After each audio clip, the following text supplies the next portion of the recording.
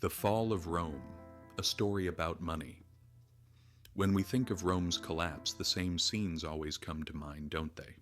Barbarians crashing at the gates, legions scattered, emperors being poisoned in their palaces. But here's the real truth. Rome didn't fall from the outside, it was hit from the inside. And what started that downfall wasn't war or rebellion, it was money. Yes, you heard that right. Rome fell because its money lost its value. And what happened back then still concerns us today. Because throughout history, whoever tried to play games with money ended up paying a heavy price and collapsing.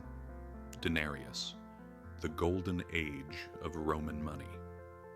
For centuries, Rome used a silver coin called the denarius. Soldiers were paid with it. Merchants accepted nothing but silver. Because it wasn't just a coin, it was the key to people's trust in Rome. But as the empire grew, so did its expenses. Soldiers, roads, cities, wars. Everything needed money. Taxes weren't enough. So emperors turned to a very familiar solution. They diluted the money. They reduced the silver content, minting coins that looked the same but were worth less. In Augustus's time, the denarius was almost pure silver, about 95%. As centuries passed, that percentage dropped. By the 3rd century, there was barely even 5% silver left. In short, Rome's money looked the same, but its value had rotted from within. And then it happened. Of course, people noticed. The weight, the color, even the sound of the coins changed. The result? Trust vanished. People grew suspicious. Inflation exploded. What once bought a sack of grain for 1 denarius now cost hundreds. Soldiers complained, "Our pay isn't enough." Merchants said, "I won't take this money." People turned to bartering. The state? It printed even more coins, worth even less. And thus began the classic inflation spiral, one that we still live through today. Rome's collapse. Everything fell apart. Between 235 and 284 AD, Rome was a total disaster. Plague, civil wars, economic collapse. Emperors changed several times a year. Taxes were collected in worthless coins. Farmers abandoned their lands. Then Emperor Diocletian came and said, "Let's fix prices." He passed a law setting the price of everything. But it didn't work. Because trying to stabilize prices with worthless money is like pouring water into a leaking bucket. The black market exploded, trade collapsed.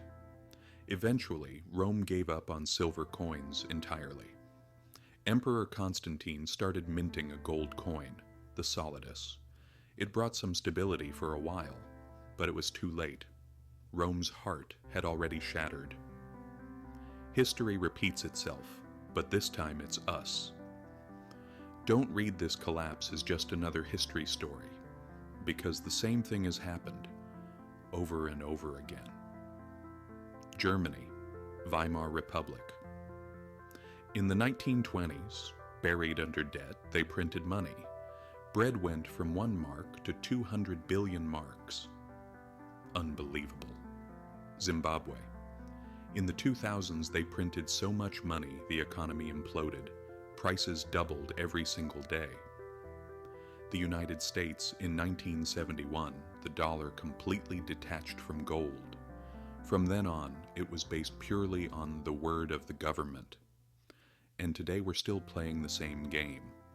Print more, spend more, call it growth.